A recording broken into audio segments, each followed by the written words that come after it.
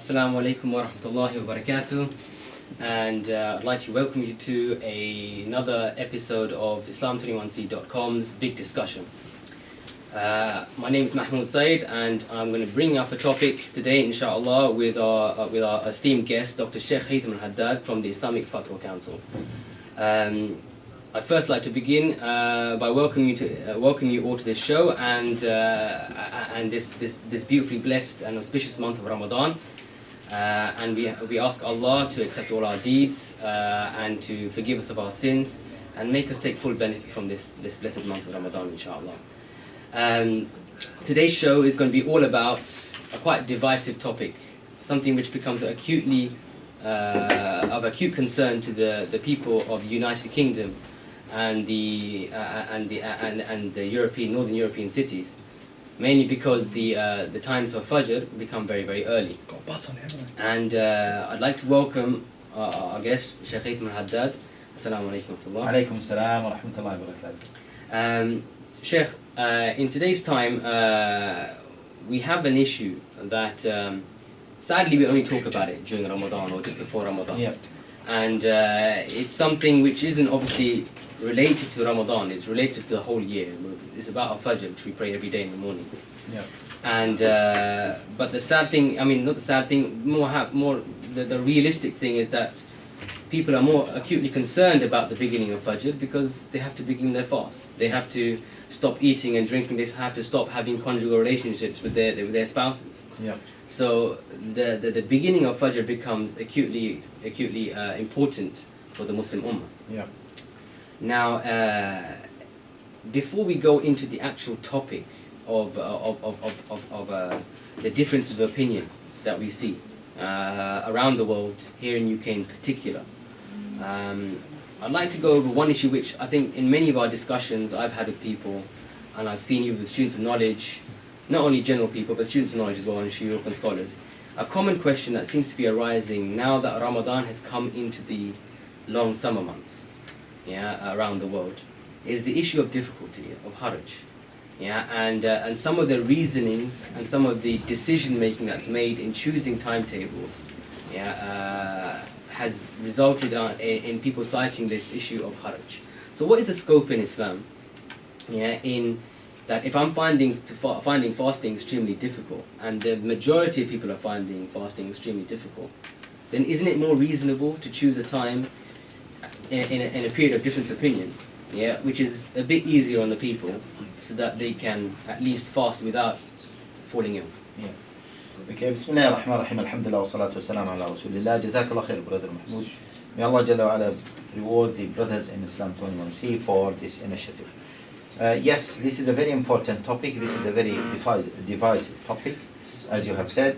And as you rightly said, that it is very sad to discuss this topic and to keep discussing this topic now and then during the month of Ramadan.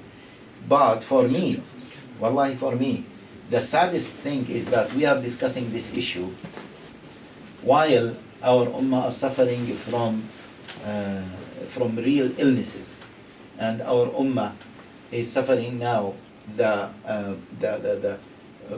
collaboration of the enemies of the ummah on our ummah. Just before I came, I saw some clips of people being slaughtered in Fallujah, in Iraq, by the military troops, whether from the Rafida or from other sects, or even from the Iraqi government there, allegedly that they are fighting ISIS. It is very sad, and we don't want to neglect those people. Allah Jalla wa Ala put trust on the people of knowledge and took the covenant from the people of knowledge to clarify the truth. To clarify the truth not regarding matters related to salah and siyam and tahara. Yes, they are important, but also to clarify things related to what is happening to our ummah. And it is the responsibility of the leaders of the ummah, then the scholars of the ummah, then the masses of the ummah, to support our brothers and sisters wherever they are, especially in Fallujah and Iraq now, and then Syria and other places. However, our topic today, Islam, is a very comprehensive way of life. And being worried about what is happening to our brothers and sisters in Fallujah or in Iraq or other places does not mean that we neglect other topics, especially something related to our ibadah, the validity of our ibadah. And as we know that the Prophet ﷺ was carrying jihad, but he was also worried about the salawat, the Fajr Salah, and he did not miss the sunnah of the Salat al-Fajr even when he was going for jihad, and he rarely missed Qiyamul Layl. So we need to be balanced in our viewpoint. So you're saying from that that the act of jihad is extremely difficult, and yet they were still concerned with the praying their prayers in the exactly. And being concerned for the ummah doesn't mean that we should not be worried about our salawat, our fasting, our ibadat. No, Islam looks after this, and Islam looks after this. In fact, our ibadat, once we perfect our ibadat, not from a technical perspective, but from the relationship, from the essence of the ibadah. أقم الصلاة إن الصلاة تنهى عن الفحشاء والمنكر يا أيها الذين آمنوا كتب عليكم الصيام كما كتب على الذين من قبلكم لعلكم تتقون. If the ibadah leads, or if our ibadah leads us to the taqwa that Allah wanted it behind the ibadah, then our ummah will be, definitely the situation of our ummah will improve. It will not be fixed because we need other conditions as well, but it will help to fix towards fixing the situation of our ummah. Now let us go back to the discussion of this episode, which is the start of the fast, and the Fajr time, and the controversy that is taking place around Fajr timing. Now, as you rightly said, that many people in the northern hemisphere, they claim that the Fajr is so early, which makes the day that we must fast is quite long, and it leads to haraj and mashaqqa, and hence we need to take the lenient opinion. Generally speaking, we can agree on this, but if we scrutinize this statement, we will find that it has so many flaws. First of all, haraj and mashaqqa, for some people 12 hours is haraj. And just for those who don't know difficulty, the Arabic, difficulty. Yeah, difficulty and hardship. Difficulty and hardship is very subjective. Now for those who, maybe for some people 12 hours is haraj and mashaqqa, is difficulty and hardship. Those who, here we are living in the West, there are many new Muslims. We know, and maybe you remember some of the new Muslims that we dealt with, yes, who were unable to leave drugs, and for them to abandon drugs for 12 hours, this is an extreme haraj and mashaqqa. I just apologize to the viewers. I mean, there is a bit of a buzzing noise, I know, and they're trying to fix that, but if you can bear with us, inshallah. You can also follow this discussion on hashtag the big discussion, or hashtag 18 degrees, or on islam313.com. Please do follow that, inshallah. But bear with us as they fix this noise, but inshallah. But I'm sure you can follow the discussion anyhow, inshallah. Yeah, so I was saying that difficulty and haraj and mashaqqa is very subjective. For some people 12 hours is mashaqqa, for other people 14 hours, for other people 16 hours, 18 hours. Now, if we go down that line, what are we going to say to our brothers and sisters who fast in Norway? It happened, I experienced this myself. Last year I had to fast one of the days of Shawwal in Norway. Last year or the year before, one of those years. And Maghrib, yes, Maghrib Adhan was at 10:47. Even if we say that their Fajr starts at 2:30, we are talking about 11 o'clock, we are talking about Maghrib that is taking place at 11 o'clock, and Fajr that is taking place at 2:30. Okay? Which is 3.5 hours, which is extremely difficult. That brother who lives in Iceland now and in certain areas above the Arctic. Isn't there a different ruling though for the people who live in the polar regions? That yeah, we will come to that. But my point is, see, the Arctic starts at 66 66 degrees. That's degrees. the latitude of the 66 latitude, degrees. the latitude of 66. Now going towards Just to the, reference that for people, here in London, the latitude is 51. is 51. Yeah. If we go, imagine we go up north towards the Arctic. The day is becoming so long and the night is becoming too short, but there is a night. So for the people who live just below, like the city of Bodø, yeah, in Norway, yeah, their Fajr, or sorry, their night is maybe 2 hours. And their day, they can see the sun rising and the sun setting is almost 22 hours or 21 hours. So what are we going to say to those people? So the point is, let us not use haraj and mashaqqa to invent a new opinion and then to claim that this opinion is a valid opinion and to adopt the opinion. I think, to be honest with you, Brother Mahmoud, before I leave this point, haraj and mashaqqa, for me, it is like an emotional blackmailing in order to force a certain opinion over the others. Okay. So, dear brothers and sisters, regarding this issue, the Sheikh's talk, we've had a number of questions with regards to this, and we've had a number of people actually asking about this topic on difficulty for the people. Some people even falling ill in this Ramadan at the beginning and so forth. Now, what I'd like you first to do is check out the Twitter feed, the hashtag, the 18 degrees. Send us more questions as you want, inshallah, as long as on the specific topic. I know there are some people asking other questions, but specifically if you've got questions regarding haraj, difficulty, mashaqqa, then please do send those questions through, inshallah. But just to summarize quickly what Sheikh was saying, is that the difficulty is almost being used by different sides of the argument, or those who want to use an easier or more lenient time as a reasoning for adopting their timetable, as opposed to using it from using the issue of haraj and mashaqqa from an Islamic perspective, where it genuinely is a problem, and so forth. But as you said, doesn't it differ between different people? And exactly. Is it also similar to the example given about, say, for example, someone is starving and having pork? Yes. Okay. Can we have that? So from day to day we change. Yes. Right? So let us come to the technical discussion about the issue of haraj and mashaqqa. Now, if we say that there is a haraj and mashaqqa, we need to look first of all whether the start of Fajr, is fixed, or there are valid opinions regarding the beginning of Fajr, and then we can choose one of those opinions. If there are valid opinions regarding the start of Fajr, whether it starts at this time or that time, then we can look at the issue of the haraj and mashaqqa, the difficulty. But if there is a fixed time for the beginning of the Fajr, then we cannot use haraj and mashaqqa to reduce the timing. Yes?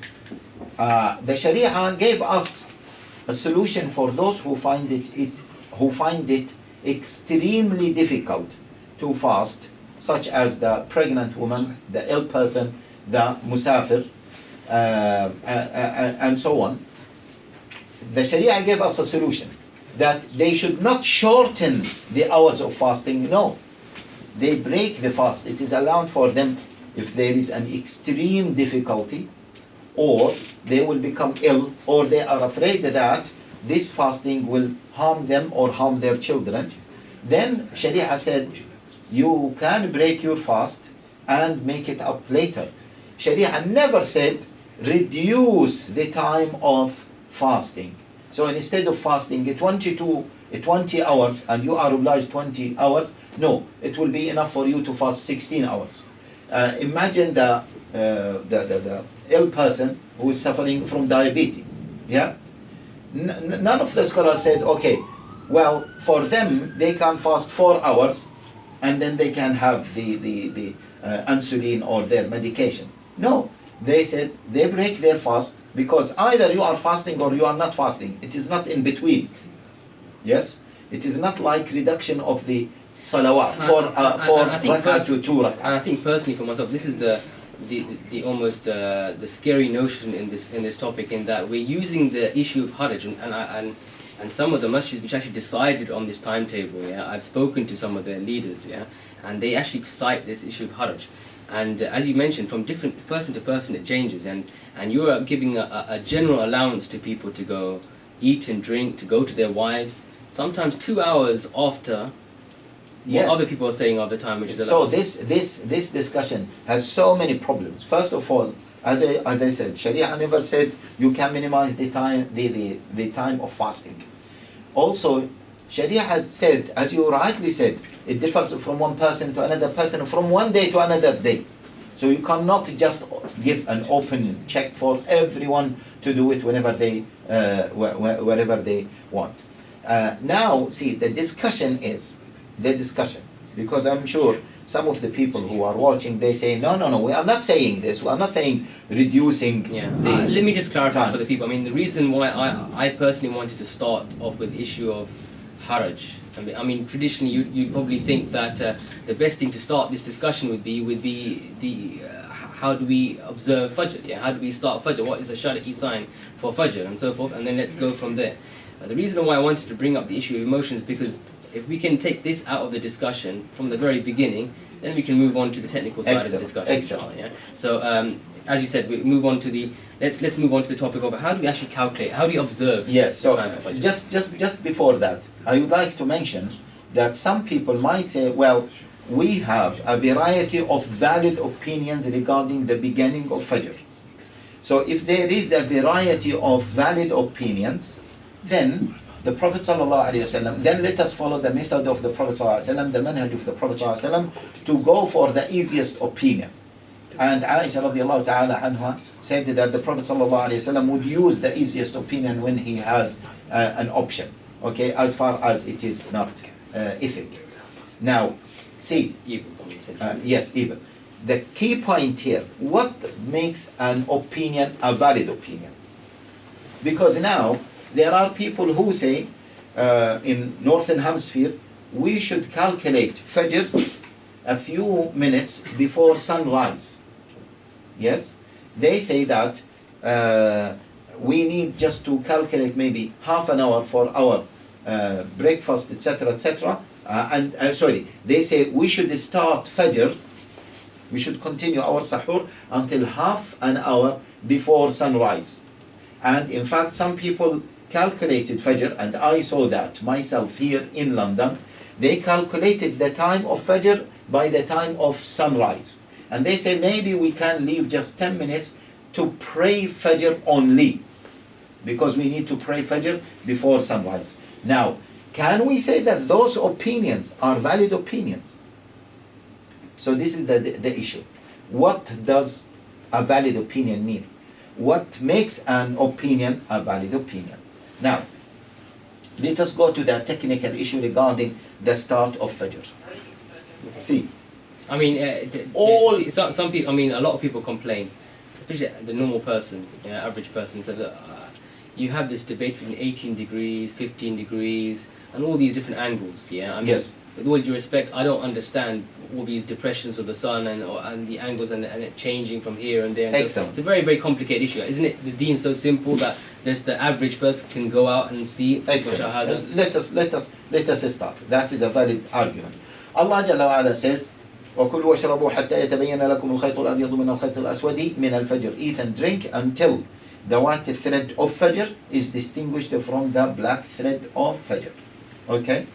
And we know the ahadith when the Prophet ﷺ said, كُلُوا وَاشْرَبُوا حَتَّى يُؤَذِّنَ Ibn Maktoum. And Ibn Maktoum was the caller for the adhan at the time of the Prophet ﷺ, along with Bilal. Bilal used to make the first adhan, Ibn Maktoum used to make the second adhan. And Ibn Maktoum, he was a blind person, and people used to tell him that the Fajr is seen now. Also the Prophet ﷺ said, Al-Fajr Fajran. The Fajr of two types. There is the wrong Fajr or the Kadib Fajr, and there is the Subh Sadiq. The Subh Sadiq is seen on the horizon. Okay? Now we can list all the ahadith and the ayat that talk clearly, that confirm clearly that the time for Fajr, which is the time to begin the fast, yeah, is طلوع الصبح الصادق, when the true subh appears on the horizon.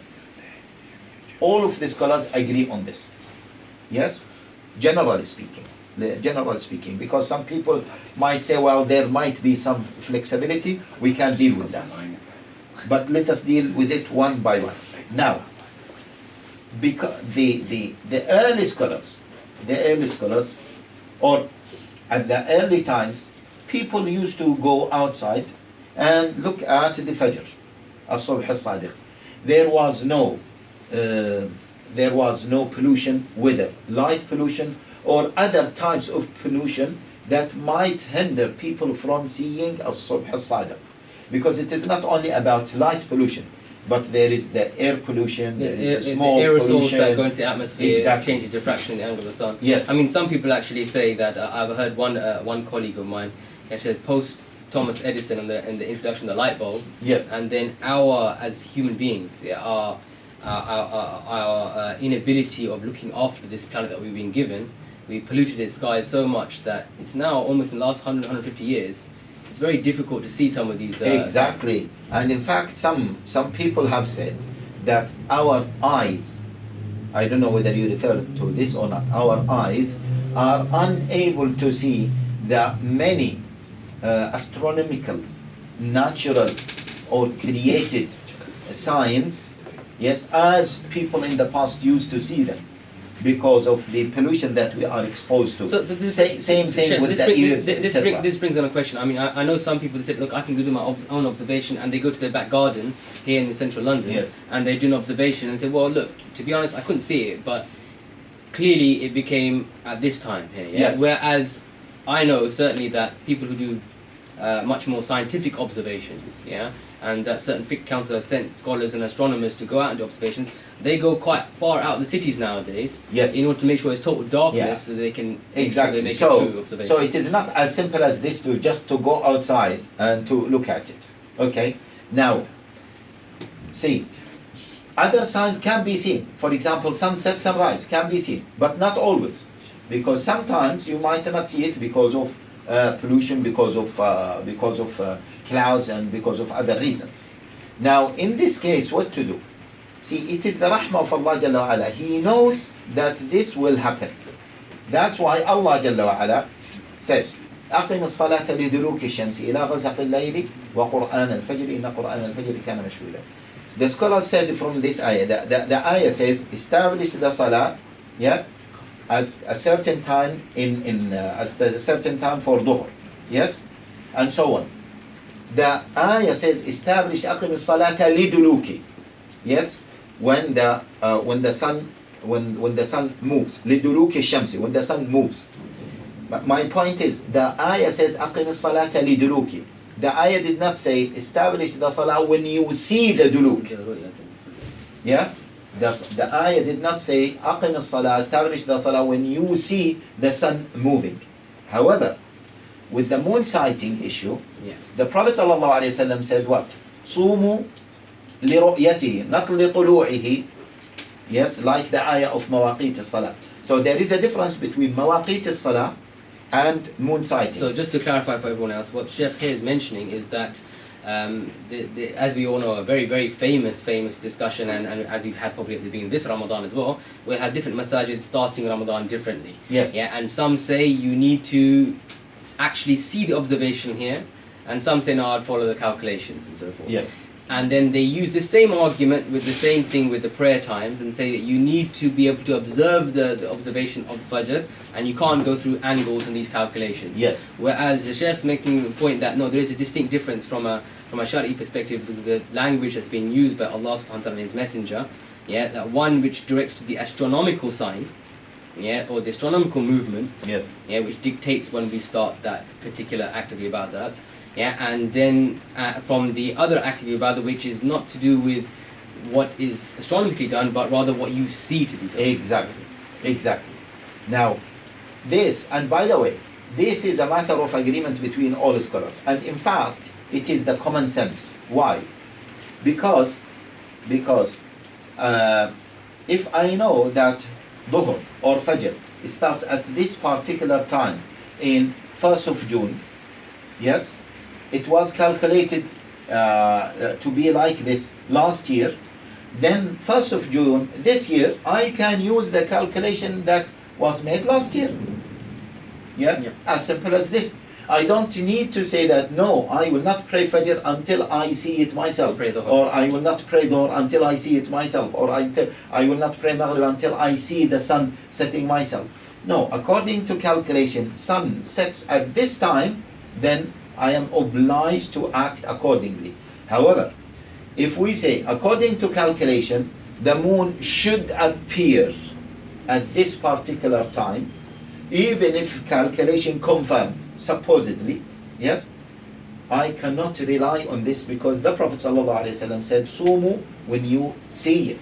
Okay, and that, I don't really want to divert into that topic because that is a different topic altogether. So, but I understand the reason why you brought it on. Exactly, the difference between both. Okay, now bearing this in mind and having all what we have mentioned, okay, in mind, now we need to look ourselves. What shall we do with the Fajr start? What shall we do with that? Especially in countries like here in UK, where predominantly most of the year it is cloudy.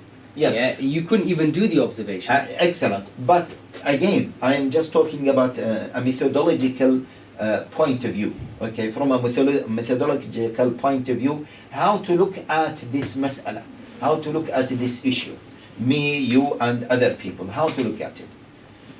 See, instead of doing the research from scratch, from square one, all of us bring the ayat and the hadith and try to understand them and then try to apply the understanding, yes, the 3 steps. We need to see whether this mas'ala, this issue, has been discussed by previous scholars or not. Because Salah is not obliged on us now. Salah been obliged on Muslims 1400 plus years ago. And as we know, the Salah is the most important. Exactly, and the most frequent one. The scholars of the last 1400 years wouldn't have taken it so lightly that they would left this whole discussion to happen in the year 2016. Yes, same thing with fasting. So we need to look at the previous scholars. What did they say about the application of the meaning of the hadith? We do not differ on the meanings of the hadith, but we are talking about the applications of the meanings of the hadith.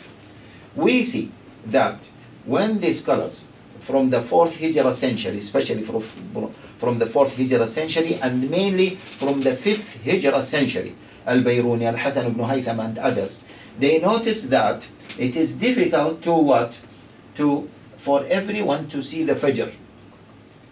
Yes, As-Subh As-Sadiq. They found that it is difficult because more buildings and people now, they are not like the people who were before. There is some civilization. Okay, so they said that we noticed and we observed that As-Subh As-Sadiq, Al-Fajr, it starts when the sun is 18 degrees below the horizon. Okay. There are many scholars as far as or as early as Al-Hasan ibn Haytham, Al-Bayruni and others. In fact, there was another scholar who calculated that degree as the degree for the appearance of Fajr by the end of the 4th Hijrah century, 380 something. Yeah? And there are a number of scholars who calculated the same degree in the 5th Hijrah century, Al-Bayruni and Al-Hasan ibn Haytham and others. And all Muslim astronomers and all Muslim scholars agreed to that degree all over the Islamic history until very recently. I have not seen myself, and I challenge anyone, or leave the word I challenge. If anyone disagrees, let him bring a degree or a way of calculating the Fajr, other than what I am mentioning. What I am saying is that all the early scholars, as early, starting the 4th Hijrah century, all the way until very recently, all of them agreed that the Fajr starts when the sun is 18 degrees below the horizon, which is called 18 degrees depression. Okay, so Sheikh, There is no other scholar. So Sheikh, just to quickly to summarize and bring on some questions actually that some people have asked regarding this. You've said that circa 18 degrees or 18 degrees itself, it's been a standard that has been adopted for the majority or a huge portion of the Islamic civilization of our heritage Yes. until today. Yes. Yeah, and In it's only fact, in recent not years just since- majority. I have not seen any degree who disagrees, any scholar who disagrees with that. In fact, let me be more precise. Some scholars mention the 19 degrees and 20 degrees, which is what? Earlier than 18 degrees. See, the problem here comes is Yeah. that So with people which, nowadays. No. My point is, even if we say that there is a scholar who mentioned 17.5 degree, no scholar mentioned 15 degrees, 12 degrees, or another method other than that. That is my point. So it Except serves, for in recent times. yeah, except in very recent times. So my point is, if all the scholars, Muslim scholars from different schools of thoughts, including astronomers, already calculated it like this, yes, it is like consensus, forget about consensus, but they have unanimously agreed on this. It certainly brings to light, I mean, that those who want to adopt a new angle, new opinion, that they have they need to, or people who are, because to be honest, so people can understand that the timetables that are being adopted in the UK predominantly today are the much later times, which Yes. of 12 degrees. Yes. So you're literally what we're saying is that people adopting and using this timetable are going almost going against the weight of Islamic history. Exactly. Thousands and thousands and thousands. Exactly. Not only that, okay, but all main fiqh councils all over the world agreed on this. Okay, regarding these fiqh councils, you mentioned the fiqh councils. I mean, the other day when I was discussing with one of the imams, he said that look, the majority of UK follow this timetable now. So why shouldn't we follow this? You're giving me these 4 or 5 fiqh councils, the Muslim World League, the Islamic Council of, in North America, the Egyptians, the Deoband in India and so forth. You're quoting all of these fiqh councils, but they're not here in UK. Yeah, okay, we'll come one by one. Let us first agree, let us first acknowledge that Muslims, okay, as you said, throughout the Islamic history, and all major fiqh councils confirmed that the Fajr should be calculated according to 18 degrees depression, okay, sun depression. Yes, let us confirm. If there is anyone who disagrees with this, let him bring it. And again, I'm not talking about someone bringing the adillah, because all of us, we agree on the statements of the Prophet ﷺ. Yeah. All of us, we agree on the ayah أقم الصلاة لدلوك الشمس and وكلوا واشربوا حتى يتبين لكم الخيط الأبيض من الخيط الأسود من الفجر. All of us, we agree on this, but we disagree on the application of the meanings of those on reality. Yeah.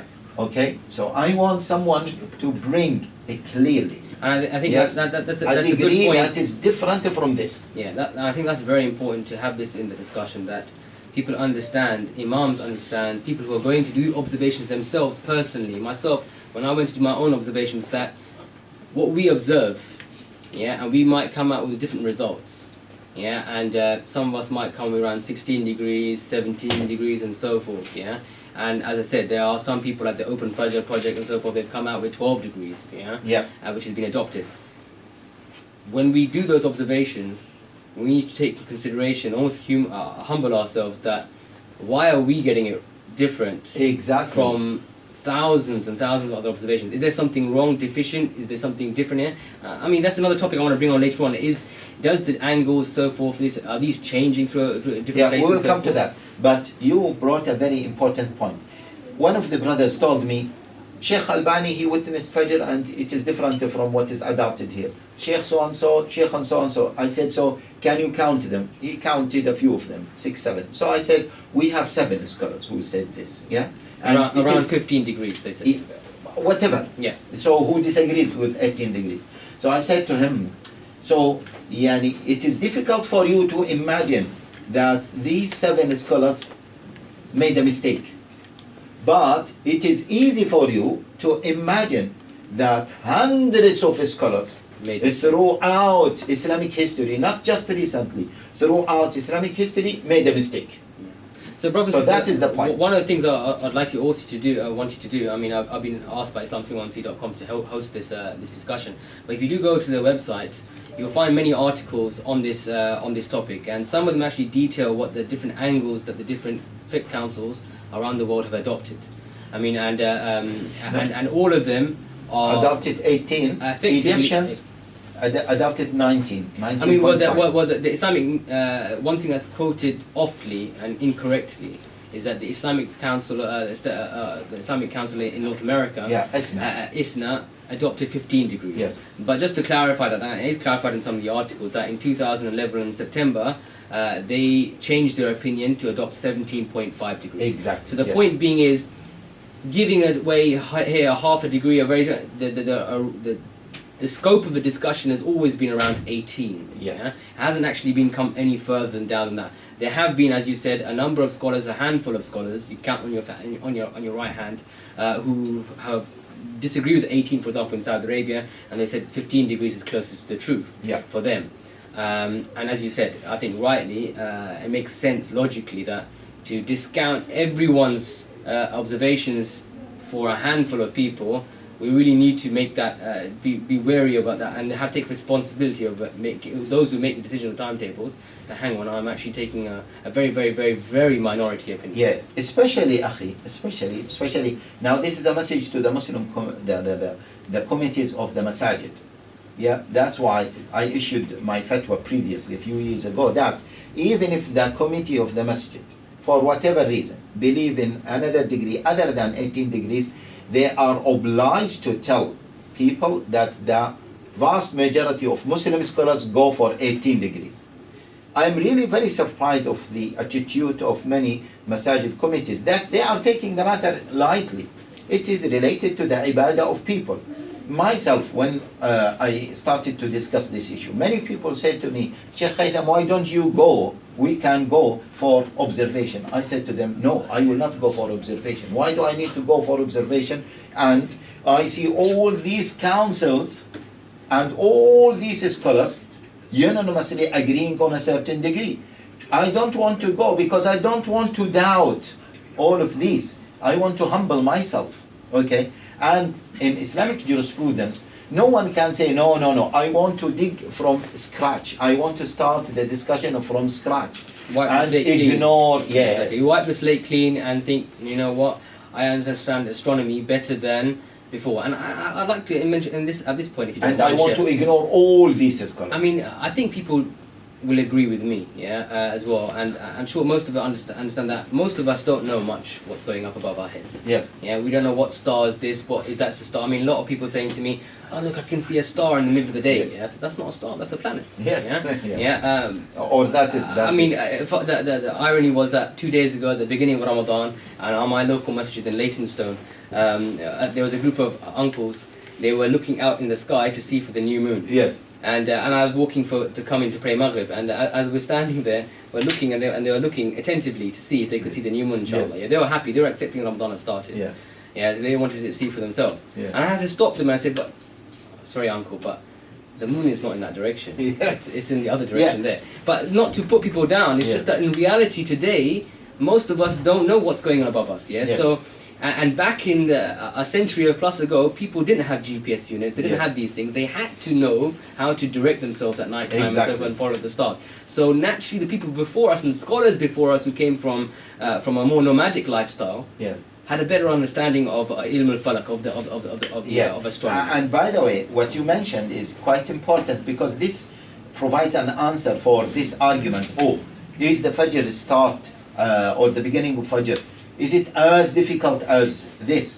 Is it impossible to witness? Is it like that? And we say, no, it is not difficult. But because of the lifestyle, because of our maybe our weaknesses, we are unable to witness it as clearly. And on top of that, as we mentioned, and on top of that, as we mentioned before, and I was going to talk about it right at the end of this discussion, was the introduction of light pollution, of aerosols and other pollutants in the sky, just our horizon being filled with buildings, and so forth, it does become, in this day and age, very difficult to actually see that horizon. Now, if we can move the discussion a bit further forward now. Okay, so let us confirm that the conclusion that 18 degrees is the degree for calculating Fajr time, the beginning of Fajr. It's the angle which the majority of the Ummah over history has adopted to calculate Fajr. And I can say, maybe you are being more diplomatic in saying the majority, I can confirm it is the matter that all the Ummah agreed upon. Yeah?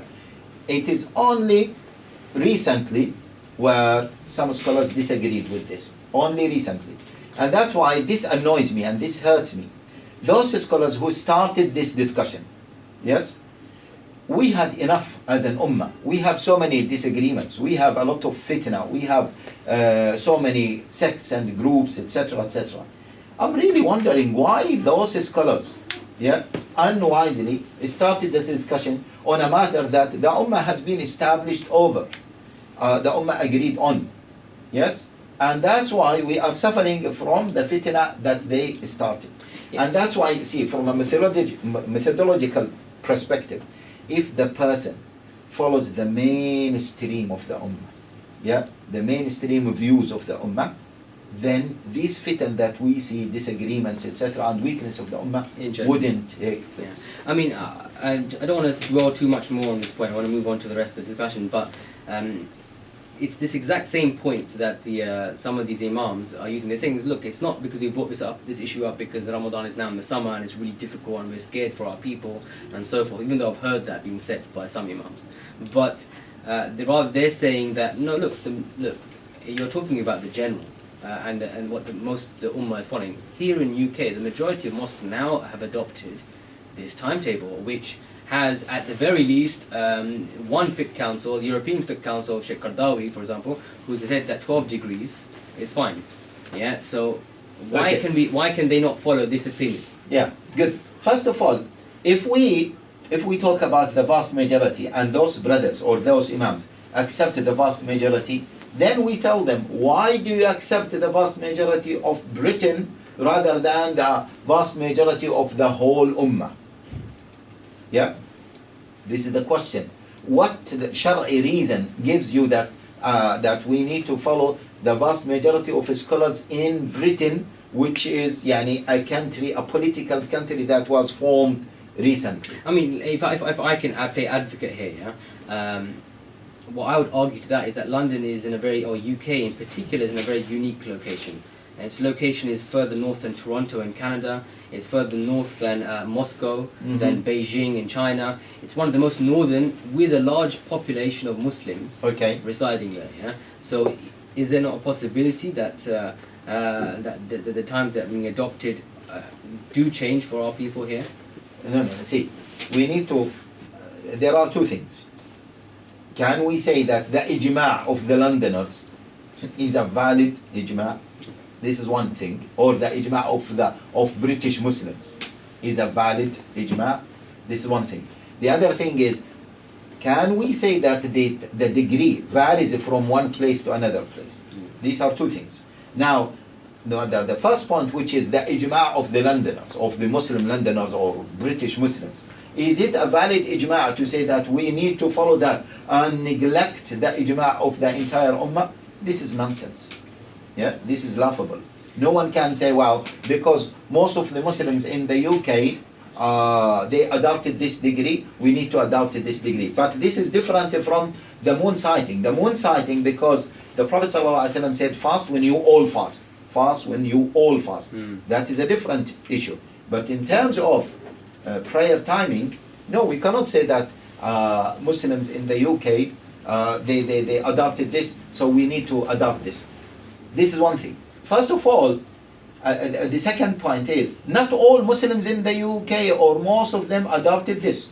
Look, some people adopted the 7 masajid in London, they adopted 244.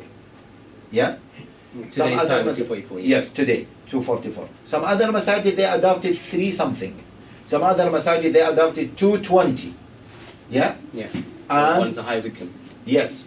And there is a large portion of the masajid, number of masajid, they adopted the 18 degrees. In fact, including Marcus Dewsbury, which is the head of the Deoband here in the UK. exactly. In fact, there are many masajid south of London, they adopted 18 degrees. I remember asking Sheikh Riyad al-Haq last maybe 2 years ago. He said when we were young, we were fasting during summer. We were fasting Ramadan during summer. In the early hours, 1 o'clock. In the early hours. And he said we used to pray Fajr and go to bed, yes, and then go to school directly. That was adopted here widely. In fact, it is still adopted here widely, not in London, but in other places. So you can't say that, well, the vast majority of Muslims in the UK, they are fasting according to this. No, they have different degrees and they have different timings. Let me just go. Sorry, Mahmoud. Let me go to the issue of the Fiqh Council. The European Council for Fatwa. Sheikh Qaradawi one. Now, I want the brothers who see. I have not seen. I sat with many people because I've been discussing this issue. Most of the brothers who are discussing this, they are discussing it from an emotional perspective, not from a scientific perspective, nor from a methodological perspective. Now the 12 degree, which was adopted by the European Council for Fatwa, Sheikh Qaradawi is one. What did they do? They appointed Sheikh Muhammad al-Hawari or Dr. Muhammad al-Hawari to discuss, to research and to do a study on this mas'ala. Muhammad al-Hawari, rahimahullah, he died recently, a few months ago. Rahimahullah. He was a member of the Fiqh Council as well, the Fiqh Council of Mecca. Muhammad al-Hawari, rahimahullah, what did he do? And his study is published in the journal of the European Council for Fatwa. I think it is in the 6th or 7th volume. In there he said, all Muslim scholars agreed that the timing for Fajr should be calculated on 18 degrees. And same thing is the timing for Isha. He confirmed himself. Then by the end of that research, what did he do? He said, but in Northern Hemisphere, 18 degrees makes the Shar'i signs disturbed. The Fajr sign disappears and the Isha time disappears as well. But he said, according to 18 degrees, the Fajr sign is clear and the Isha sign is clear. For the rest of the year? For the rest of the year and during the summertime. Okay. So he said, so if we adopt 12 degrees for the rest of the year, then the Shar'i sign will be clear. So why not to adopt? So he made ijtihad now. Okay? And by the way, he is not a Shar'i scholar. He is specialized in, I think, in mathematics or something like this. Or engineering. He's not a Shar'i scholar. But he made a Shar'i ijtihad. He said, because the Shar'i sign appears throughout the year, if we calculate the Fajr time according to 12 degrees, so let us adopt 12 degrees. Not only for the period of difficulty, the whole year, but for the whole year. And then he said, well, this makes the ibadah easier for people, etc., etc.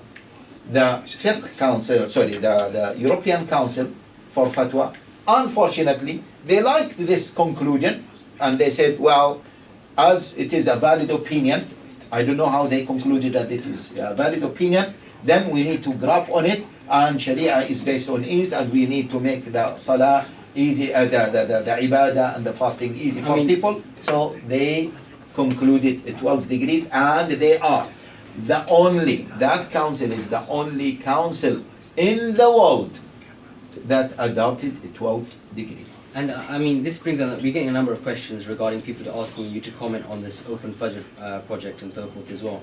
But I think you've already, to be honest, you've without mentioning them by name, we've highlighted this topic. So for the viewers to know that what Sheikh has mentioned, he's mentioned quite clearly, is that to adopt these new research projects and these new attempts to wipe the slate clean and go and do their own personal observations and come out with different times, to either confirm the previous times or make up their own new times.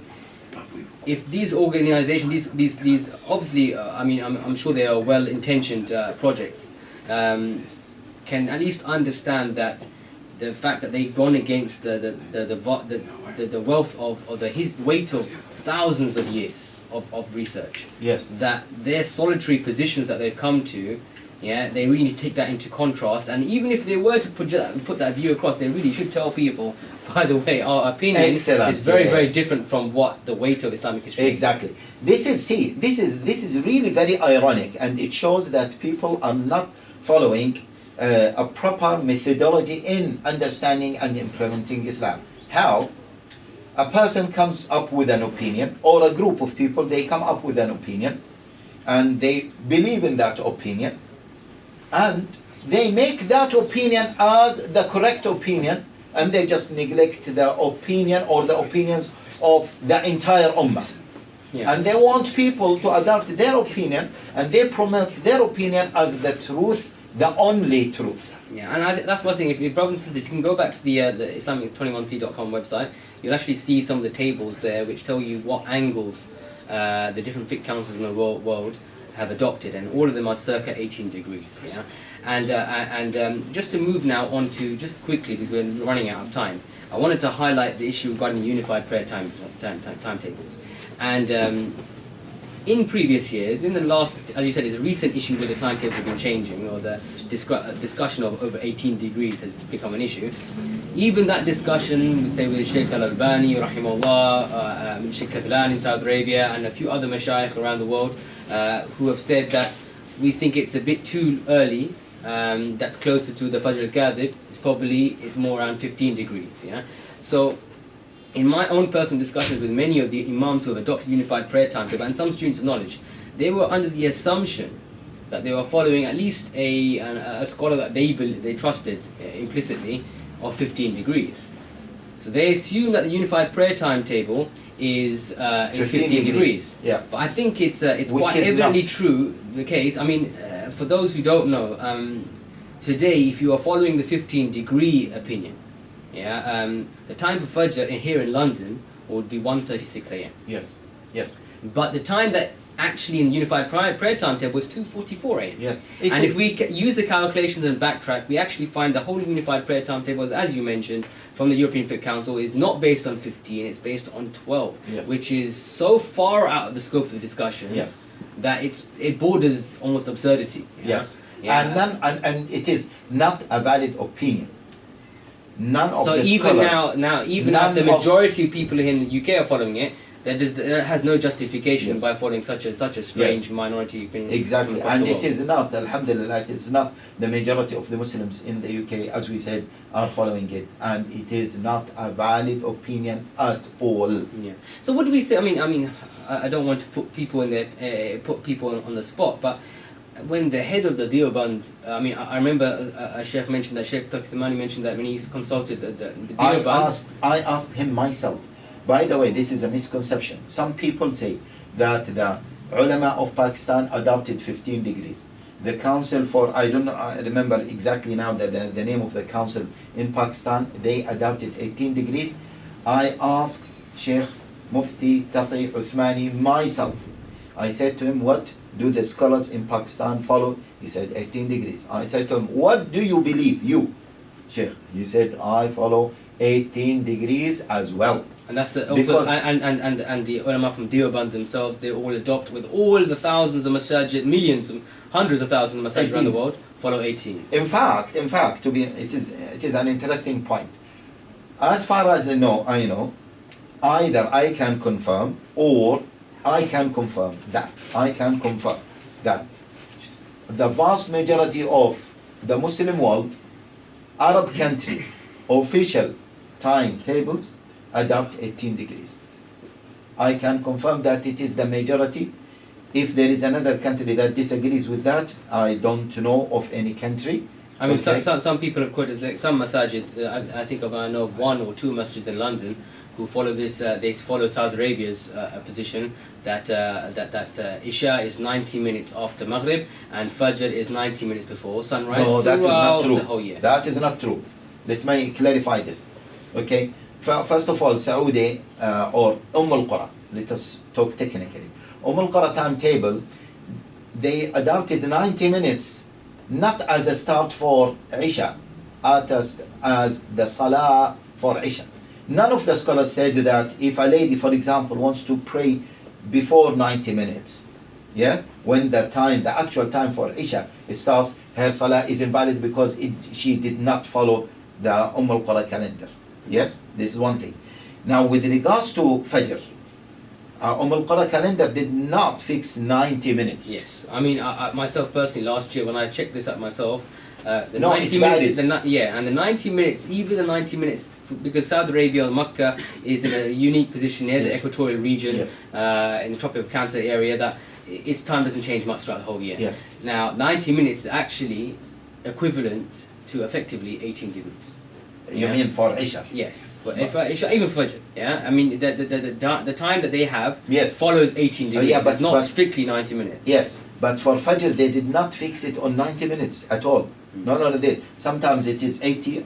You can check it. It is Yeah. available online. Sometimes it is 80 minutes all the way until I think 90 something. But It at did not. the end of the day, the It underlying is factor, those who thought that the the case, variation. yeah, that misconception is that al-Qura or the Meccan calendar actually follows 18 degrees. No.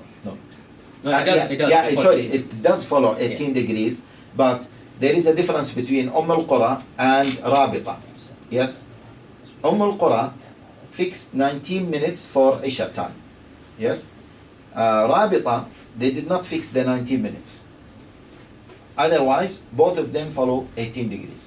In fact, as I said, all fiqh councils, except from the European Fiqh Council, adopted 18 degrees. I want to say one more thing about, as you mentioned, the issue of Mecca. Some people say we need to follow Mecca in terms of the beginning of the Fajr. Yeah? And we say no, that is not right. Why to follow Mecca? Each country has its own astronomical signs. So the time, for example, in the southern hemisphere, people fast maybe 10 hours. Yeah. Here, on the northern hemisphere, we fast longer hours. In Mecca, the timing is different. Hence, okay, the start of Fajr for Mecca, it is for Mecca, not for us here to follow, nor it should be followed by the people in the southern hemisphere. And one more point. Some people say, well, the norm of the time between Fajr and sunrise is 1 hour and maybe 30 minutes, like 90 minutes. We say, where is this norm? Where is this norm? Maybe this norm is in Mecca, but not here. Because here, the length of the day is quite long, is totally different from Mecca. So you cannot use for people to understand, Meccan I time. mean, in the equatorial region, the differences between the different degrees, 18 to 15, is a matter of about 40 Yes, minutes. exactly. But over here... No, it is maybe 15, 20 minutes maximum. 20 minutes, right, 20 minutes, yeah. So, but as you go further and further north, Exactly. those things get much wider. So Yes. for the layperson, like most of us here, who don't understand that, I mean, simply put, the time between Fajr and Dhuhr in the Middle East is much shorter than here in UK. Exactly. Because just the day gets much longer Yeah. than over here. Yeah. Let us move, Mahmoud, if you don't mind. Can I just summarize quickly? Yeah. We only got about 10 more minutes left, so let's clarify a couple of things as we come down on the issue. So we started off with the issue of harash, of Yeah. difficulty. Yeah, we said this isn't part of the discussion. Yeah, and we shouldn't kind of use this as a tool to put my perspective as the best opinion, Yeah. because it's very subjective, it's very Yeah. different position. And I think most students of knowledge, actually, when they come to this issue, they try and steer away from this discussion Yes. because they know it's opening a huge can of worms. Yes. Yeah? But unfortunately, some of the masajid, they use this as an answer straight Yes. away, and I think that's something we need to take away from the discussion. We don't want it to be a emotional Exactly, discussion. The second thing we went over is regarding mushahada, observations, or using these angles. Yeah. I think we made it quite clear that This angle the is angle is based based on the observation. mushahada. Yeah, so it's not. But where- a global mushahada rather than a mushahada of Yes. a group of people doing and it that, now. and that's the third point I wanted to come on. was that we can summarize that what we're trying to say here is that you can do your own observations, but if your own observations or your groups of observations Yes. are going against the vast majority, if not the absolute ijma consensus of the rest of this ummah from the beginning of Islamic history, yeah, then we need to take that into account and think, hang on, maybe I've got this observation, the sign that I'm actually coming to see is wrong. Because personally, I've gone to see myself, and I've seen it around, I think around 17, but maybe there was a bit of a cloud there, I'm thinking it could have been 18. And another person has gone and done the same thing, so now I clearly think it's 12 and a half degrees. And by the way, there is a group of scholars who went somewhere up north, and they found it to be between 17 and 18. Yeah, a couple of us went to Whitby, for example, Whitby Bay in London, outside. So the mushahada, you cannot say that this mushahada is the correct one.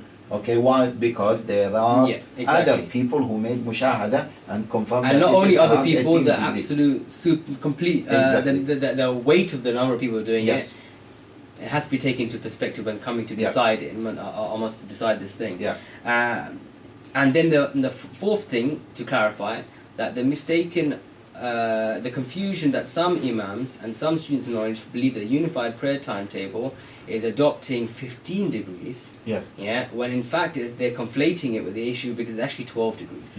And I think when I mentioned that to some people, and some people understand that, they take a step back because they now realize that this time is far away from the actual time which scholars have differed on. So to be practical speaking, for the average person that don't know about all the times, we're talking about between, at the moment, at this present time, between 18 degrees, or because you can't see 18 degrees, but between the people who have adopted the 18 degree opinion and the actual Shari'i sign for 15 degrees, there's a difference of a half an hour. And in fact, by the 21st of June, the longest day of the year, the time for 15 degrees in London goes all the way back to 1:08 a.m.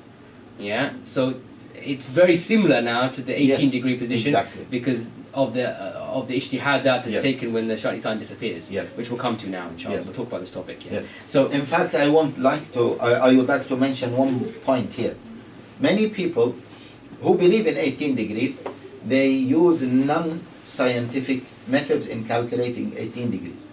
And I have to say, I don't like to mention names, but Islamic Finder, many people go and take the prayer time from Islamic Finder, and they say that it adopts 18 degrees, and I checked it myself, Islamic Finder, for many countries, in many places, for many countries or many places, many times it is not accurate. And I mean that's the thing. The problem with people using their mobile phones and the apps that are there and so forth. I mean, there are a number of actual astronomical resources that people can use. One very basic one which people could use is go to the HMNAO, the Almanac Observation Society, the government project, and they've actually got prayer times there. You can actually work out what 18 and 15 from that is. And from there is now some brothers. They have introduced a very good website, mawaqit.com. Very good website. This website mawaqit.com. I'm sure the brothers maybe can post out the website details. It was it's been put together by a number of scholars who have been looking over the project. But Brother Ridwan is one of the key people who designed the site. It is a bit technical. It is. I assume it is a bit technical. When you suddenly open it up, it's not your standard timetable there. It's got all the different angles you can put in and so forth. But you can figure out easily. For someone who has a bit of know-how in your community, you could actually look at that time, put your exact coordinates of your masjid there, and you can work out what 18 degrees, what 15 degrees is, and even no, 18 degrees only. I'm saying. Yeah, you can work it out to show what the differences are. But obviously, going back to the discussion, 18 degrees being the standard being used. And want to mention, brothers, that's the standard that they actually adopt. And by the way, they are Westerners. So no one can say, well, they are living somewhere in the world they don't know. I want to mention another point, which is very important. During persistent twilight, what shall we do? So just if I can start the topic before we go into this issue. It's a much more technical discussion. That's why I want to leave this right at the end. We wanted to first go over the issue of what the Ummah has united upon, effectively, and how they've come to that uniting on that position, to moving on to this issue very briefly, which is much more technical. As we get further north up in the Northern Hemisphere, the sun before Yes. sunrise, before it comes above the horizon, comes from way down and then comes up, Yes. above hits the horizon when it's sunrise. Yes. But if we take 18 degrees Yes. as the position of which the angle of the sun Yes. is where because when the sun is still below the horizon, there's light coming up Yes. across the horizon, it's shooting up through the Yes. sky. Yes. Yeah, and that's where we get the khayt al-abyad, the white thread appearing, Yes. the shiny thread. And But the problem for UK and some northern hemisphere countries Yes. is that the sun during the long summer periods Does sometimes never goes below 18 degrees. yes. Yeah, so therefore what happens is, and I'm sure if anyone, forget in the city, Yes. because you have too much light pollution, but Yes. if you yourself today, Yes. just today even, go out of London to a dark area, maybe down to Southend, and look out into the sea, you will see a red tinge in the whole sky the whole night. Throughout the whole Yeah, throughout the whole and night. and that red, because that indicates that the sky never goes totally black. Exactly. Yeah, and the fact that light doesn't go totally black means that the sun hasn't actually gone further down than 18, which would make the situation totally black. So this is period which is called, and it happens for differing lengths of times, but as further north as you go, lasts in UK Yes. for around a month and a half, 2 months. Yes. Yeah. Yeah, it's called persistent twilight. So now the Shari'i sign, the actual visible sign for Fajr, doesn't appear, and now there's another discussion of how do we now calculate in this period Exactly. the time for Fajr. Yes. By the way, this this period, this area starts from latitude of 4833 Yeah. latitude. Now, during this period, as you have explained, the sun does not It's go. got 5 minutes. Yes. Okay, no problem. Quickly, the sun doesn't go below more than 18 degrees below the horizon, which means that the twilight of the sun is always there above the horizon. It can be seen. Now, the sun, the earth is moving.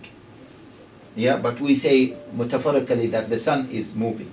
Yeah, but it is the earth that is moving. Now, when the earth is moving, the sun, before the sun, after Maghrib, is moving from west towards east. Okay? And then it comes from the east. So the twilight of the sun can be divided into 2 twilights. The twilight from Maghrib to the middle of the solar, to the middle of the solar night.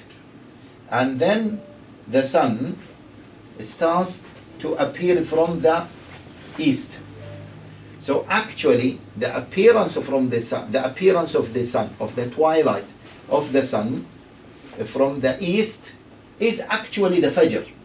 That's why the Fajr should be calculated by the middle of the solar night. And That is the we haven't- beginning of the Fajr. I mean, I'm sure this And is, it this is is gone- explained, I'm by sure the this- way. Yeah, sorry. Yeah, this is explained. There is, if you Google, there is a YouTube clip by Brother Patel. It is actually in the Mawaqit. Yeah. There is a reference for it in the mawaqit.com. And that clip, it is like a 9 minutes clip, explains this point that I have So I mean, explained. we only got a minute left, Yes, so let me conclude clear. and finish, inshallah. Jazakallah khair, Sheikh, for being with us today, inshallah, and going over this topic. So just to clarify very quickly that this, I'm sure that last part on persistent twilight went over most people's heads. But if you want more details on it, then go to muwaqit.com. There's a link to a YouTube video. They explain those details, or Islam21c.com, and they have other discussions where you can put your points there and you can see those information clarified there. But at this point, and for that period, the scholars have actually decided, for those who follow 18 degrees, which is the majority of the world, in these climates, in this persistent twilight period and so forth, the Muslim World League and others have come across, and they've actually given fatwa on how we can pray Fajr in this time. Yes. Yeah? So we can go back to those opinions and so forth. As I said, the timetables, you can find them on Islam21c.com. For London, it's around 1 o'clock now at the moment, 1 today, I believe. Which is vastly different from 2:45. So I implore people watching this and so forth, if you have any doubt in the timetable that you are following, yeah, then number one, for yourself personally, steer with caution. And number two, please push your committees, your massages and so forth, and ask them, why are we following this time when the weight of Islamic history seems to be going against us, inshallah. We can all go do our own observations, but again, if it goes against the weight of history, then is this really what we should be doing, inshallah? I know this discussion is comes only during Ramadan, and I hope it isn't just Ramadan.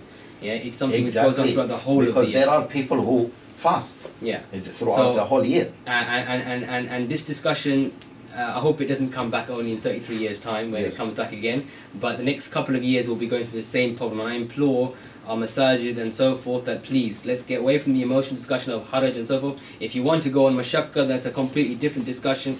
Sit down and have your discussions and that regards. But let's come together at least and unify on a time which the rest of the world is unified on, inshallah. Lastly, maybe we can have another episode to discuss this issue of persistent twilight. Yeah, inshallah. If you have more questions, please do send them through. Inshallah, what we'll do is we'll collate them. I've been getting lots of questions already from the Islam 3.1c, passing them forward. But we've hopefully answered most of these questions. There were some ilmi questions regarding is it sinful to follow the other time and these kinds of things, so forth, inshallah. Hopefully in another episode we'll go over those issues and we'll answer those questions, inshallah. Jazakumullahu khairan. Assalamu alaikum wa rahmatullahi.